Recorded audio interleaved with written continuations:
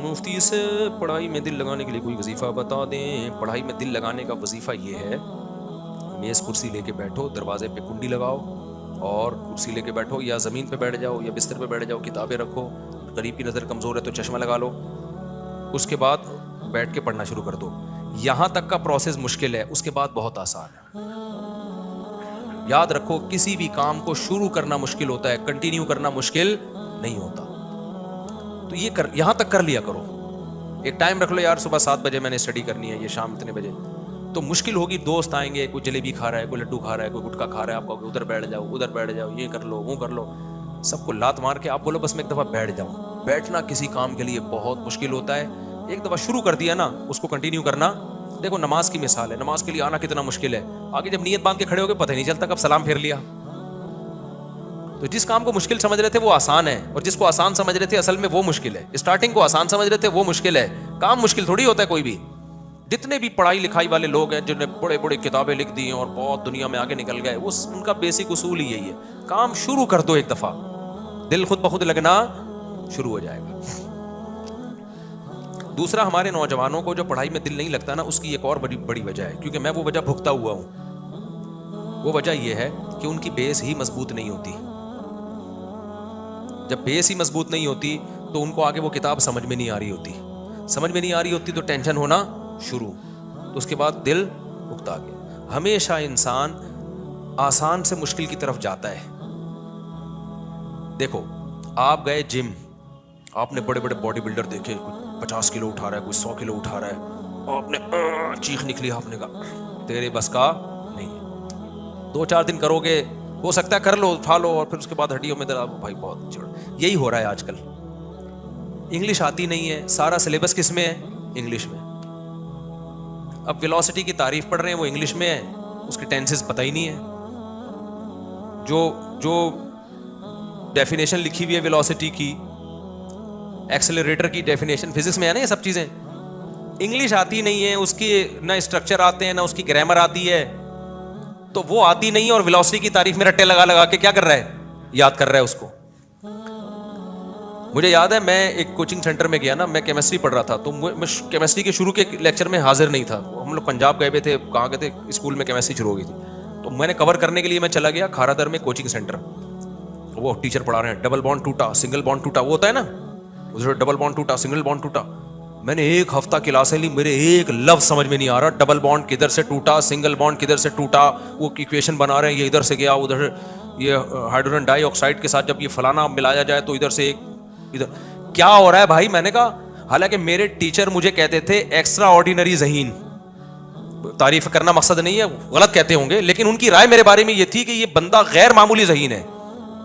یہ 3-4 ٹیچروں کا میرے بارے میں تبصرہ تھا کہ یہ بندہ, یعنی دوسروں کے سامنے کہا انہوں نے کہ یار یہ بندہ معمولی ذہین نہیں ہے, لیکن ان کا تبصرہ تھا میرے بارے میں. میں نہیں کہہ رہا میں بہت بڑا بیوقوف آدمی ہوں گا, تو لیکن کیا ہے, جس کو وہ سمجھ رہے ہیں کہ بے انتہا ذہین, 1 ہفتے اس کے پلے کچھ بھی نہیں پڑا. میں نے کوچنگ سینٹر ہی چھوڑ دیا. میں نے کہا پتہ نہیں ڈبل بانڈ ٹوٹا, سنگل بانڈ ٹوٹا, کیا ہو کیا رہا ہے, اس لیے کہ بیسک ہی پتہ نہیں تھی.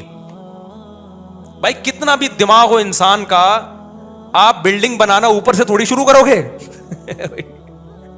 اوپر سے آپ نے کہا کیونکہ یہ بہت اچھا مزدور ہے, بہت ایکسپرٹ آدمی ہے, اور یہ سیمنٹ بھی بہت مضبوط, بجری بھی بہت مضبوط, اوپر والی دیواریں پہلے, اوپر دیوار کے اوپر کی جو اینٹیں پہلے رکھ لو. بھائی بیس سے چلتا ہے صاحب. ڈبل بانڈ کیا تھا, ابھی سنگل بانڈ کیا تھا, یہ اس کے پھر پہلے بیسک پڑھی جاتی ہے. مالیکیول کیا ہے, مالیکیول کی, اچھا انگلش بھی کمزور تھی, گورنمنٹ کے اسکولوں میں بھی انگلش کمزور ہوتی ہے, پرائیویٹ اسکولوں میں بھی انگلش کمزور ہوتی ہے.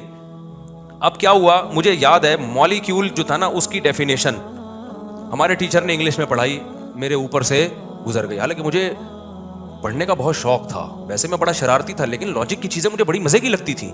میں نے جب فزکس پڑھی تھی نا, تو جس طرح لڑکے پڑھتے تھے اس طرح نہیں, میں نے فزکس کو اپنی روز مرہ زندگی میں اپلائی کرنا شروع کر دیا تھا. آپ اس کی ایک مثال دوں, شارع فیصل پہ ہماری پھپھو کا گھر تھا. میں جب جاتا تھا نا, تو میں دیکھتا تھا گاڑی کی جو سوئی ہے نا, جو اس کی اسپیڈ, وہ کتنی اسپیڈ سے اوپر جا رہی ہے, اس سے میں نکالتا تھا ایکسلریشن. اور پھر میں دیکھتا تھا کہ اتنے گاڑی کی جو ریشو اسپیڈ ہے وہ اتنی ہے. یہ بیٹھ کے میں حل کر رہا ہوتا تھا وہاں پہ, کہ وہ اس میں جاتے تھے ہم, ماڑی پور سے شاہ فیصل کالونی جاتی تھی, تو ہم کیا کرتے تھے, شارع فیصل جاتی تھی. میں کہتا تھا یار اس کی جو ایوریج اسپیڈ ہے وہ اتنی ہے, इतने घंटे में हम फुप्पो के घर पहुंचे, तो इसका मतलब फुप्पो का घर इतने किलोमीटर दूर है तकरीबन, नहीं है मेरा ख्याल है बात सामने। हमारे यहाँ स्कूलों में इस स्टाइल में पढ़ाई नहीं होती, पता ही रट्टे लगा लगा के पता ही नहीं चलता कि ये हो क्या रहा है। मैं उसको अप्लाई करता था अपनी जिंदगी में। जब हमने वो पढ़ना शुरू किया ना, ट्रिग्नोमेट्री, उमूद और परपेंडिकुलर और वो क्या था, अब तो बहुत सारी इस्तेलाह भूल गया, हाइपोटेन्यूज और बेस। जब हमारे टीचर हमें डायग्राम बना के पढ़ाते थे तो मैं उसको अपनी प्रैक्टिकल लाइफ में अप्लाई करता था। मैं कहता था मेरे स्कूल जाने का जो फासला है ना, अगर मैं ग्राउंड के बीच में ऐसे यूं करके जाऊं तो ये क्या है, परपेंडिकुलर है ना, तो इतना टाइम मेरा बचेगा। समझ में आ रही है बात? अगर मैं यूं करके यूं जाऊं, ये पूरी मुसल्लस बन रही है ना। अब असल में तो ये उलूम इसीलिए पढ़ाए जाते हैं कि आप इसको अपनी, इसी तरह तो साइंसदानों ने चीजें इजाद की हैं। हमारे यहाँ जो पढ़ते हैं ना बच्चे, वो समझते हैं ये यूं कर, ये समझाने के लिए पढ़ाया जा रहा है, ये लकीरें समझाने। भाई तुम्हें ये लकीरें समझाने के लिए नहीं पढ़ाया जा रहा है। उस जमाने में बड़ी प्रोजेक्टाइल जो मोशन है वो क्या होती है, वो आप लोगों ने सबने पढ़ी भी होगी कि कितने किलोमीटर की स्पीड से, जो 45 डिग्री पे जब भी कोई चीज को रख के फेंका जाता है ना, तो वो दूर से दूर जाती है। 45 डिग्री से ऊपर कर देंगे तो उसका फासला कम हो जाएगा, नीचे करेंगे तो वार। वो लंबी चौड़ी बहस है, मैं भूल भी चुका हूँ बहुत हद तक। तो मुझे याद है हमारे टीचर वेलोसिटी पढ़ा रहे थे हमें, वो इंग्लिश में समझाया। इंग्लिश तो आती नहीं थी हमें, और आजकल भी यानी जो स्टूडेंट पढ़ रहे हैं उनको भी नहीं आती। कहीं ये समझे कि मुझसे आपको इंग्लिश नहीं आती थी, तुम लोग को कौन सा आती है। तो मेरे बड़े भाई ने मुझे एक दिन बिठाया, उन्होंने फिर समझाया वेलोसिटी कहते हैं, सॉरी मॉलिक्यूल किसे कहते हैं, वेलोसिटी नहीं, मॉलिक्यूल। उन्होंने कहा मॉलिक्यूल ये होता है कि जब भी हम किसी चीज़ को तोड़ते हैं ना, तो तोड़ते चले जाते हैं, तोड़ते चले जाते हैं, तोड़ते चले जाते हैं, तो एटम का एक आखिरी ऐसा जर्रा आता है कि जिसको जब तोड़ेंगे ना तो उसके अंदर वो खुसूसियात बाकी नहीं रहेंगी। जैसे पानी है ना, पानी वाटर है, एक चीज़ है ना, उसकी एक डेफिनेशन है। हाइड्रोजन के 2 और ऑक्सीजन का एक मिलके खास शक्ल बन जाती है, जो प्यास बुझाता है, आपकी ठंडक का काम देता है, उसमें बहाव होता है। जब पानी को आप तोड़ते चले जाओगे, एक आखिरी कतरा जो आएगा जिसमें उस जर्रे की सारी खुसूसियात हों, अब मजीद उसको तोड़ा तो वो खुसूसियात खो बैठेगा। जैसे हाइड्रोजन डाइऑक्साइड, हाइड्रोजन के 2 और ऑक्सीजन का एक आखिरी जर्रा ऐसा आएगा जो हाइड्रोजन डाइऑक्साइड होगा। उसको मजीद तोड़ेंगे तो हाइड्रोजन अलग हो जाएगी और ऑक्सीजन अलग। ऑक्सीजन पानी नहीं है ना, हाइड्रोजन पानी है। तो ये जो आखिरी जर्रा है ना, जो जिसका अब मजीद तोड़ा तो इसकी खासियत चेंज हो जाएगी। ये उस किसी भी चीज का मॉलिक्यूल कहलाता है। हो सकता है मैं भूल गया हूं, मैं गलत तारीफ कर रहा हूं, कोई साइंस का स्टूडेंट मुझ पे इश्काल करे, मुझे अब ये याद नहीं कि मैं सही कह रहा हूं कि गलत कह रहा हूं। लेकिन इतनी बात है कि उर्दू में समझाने से 2 और 2 की तरह बात मेरी समझ में आ गई। अब मेरे मॉलिक्यूल का मसला हल हो गया, आगे फिर समझना आसान हो गया। अब जिस कमबख्त को मॉलिक्यूल ही का नहीं पता है, उसको डबल बॉन्ड टूटा, सिंगल बॉन्ड टूटा, वो क्या समझ में आएगा उसको यार? आप खुद सोचो। फिर भी किसी के समझ में आ रहा है ना, तो उसका मतलब नहीं आ रहा समझ में, वो झूठ बोल रहा है उसकी हकीकत मालूम नहीं है। तो बेस मजबूत नहीं होती है और आगे उलूम के पलंदों के पलंदे डाले जा रहे होते हैं उसके ऊपर। तो रट्टाफिकेशन, रट्टा चल रहा है, फिर कितनी दिल ही नहीं लगता पढ़ाई में। तेरी समझ में ही नहीं आ रहा है तो पढ़ाई में दिल कहां से लगे? फिर वो समझता है मैं बेवकूफ हूं, हालांकि वो बेवकूफ नहीं होता। बेवकूफ वो होता है जो उसको पढ़ा रहा होता है सही है ना? अब हम जब गए ना, जब हम मदरसे में गए, सेम यही हुआ हमारे साथ। मैंने जब मदरसे में गया, बड़ी बड़ी अरबी की किताबें देखी, इतनी मोटी मोटी। मैंने देखा बड़े तलबा पढ़ रहे हैं, हदसना मोहम्मद इब्न बशार क़ाल हदसना इस्माइल इब्न राहिब इसहाक़ इब्न राहिब क़ाल हदसना। मैंने कहा भाई बहुत मुश्किल है यार। मैंने अरबी अदब की किताबें देखी, मैंने बहुत मुश्किल। हमारे उस्ताद ने कहा भाई ये बड़े दर्जे की किताबें हैं, आपको पहले अरबी की बेसिक सिखाई जाएंगी। फिर हमने ज़रब यज़रिबु याद किया, उसकी प्रैक्टिस की, 1 साल तक यही करते रहे हम। उसके बाद अरबी ग्रामर का दूसरा हिस्सा नहव पढ़ते रहे, फिर उसकी हमने आसान किताबों में प्रैक्टिस की। उसके बाद जिन बड़ी किताबों को हम समझते थे बहुत मुश्किल, वो हमें हलवा लगने लगी। मैंने मदरसों में ऐसी भी किताबें पढ़ाई हैं जो मैंने पढ़ी नहीं है, मुझे ऐसी किताबें दी गई हैं और बड़ी मुश्किल किताबें समझी जाती हैं, वो मुझे दी, हालांकि मैंने पढ़ी नहीं थी। लेकिन इस्तेदाद इतनी पैदा हो गई थी कि मैं उसको समझने के काबिल हो गया। पढ़ी नहीं है भाई, पढ़ लो, पढ़ के समझा दो तलबा को। तो स्कूलों में भी हमारे हो क्या रहा है, ट्यूशन में, स्कूलों में आपके सारे उलूम इंग्लिश में है और इंग्लिश आपको आती नहीं है। डॉक्टर बनने के बाद इंग्लिश लैंग्वेज सेंटर में एडमिशन ले रहा होता है ठीक है, समझ रहे हो कि नहीं समझ रहे? तो या तो उर्दू में कर दो सारा, इंग्लिश को एज अ लैंग्वेज रखो। सबसे बेहतर तो ये अपनी जबान में, जैसे मैंने आपको उर्दू में मॉलिक्यूल समझा दिया, अगर मैं इंग्लिश में समझाता, पहले खुद रट्टा लगा के आता। जिनकी बहुत अच्छी इंग्लिश है वो तो समझ जाते, लेकिन जिनकी बहुत अच्छी इंग्लिश है उन्होंने बहुत ज्यादा टाइम तो अच्छी इंग्लिश में लगाया, मॉलिक्यूल को समझ में थोड़ी लगाया उन्होंने। वो फिर मॉलिक्यूल को कब समझेंगे बैठ के? तो इसलिए जापान ने रखा निज़ाम तालीम अपनी ज़बान में, फ्रांस ने रखा निज़ाम तालीम अपनी ज़बान में।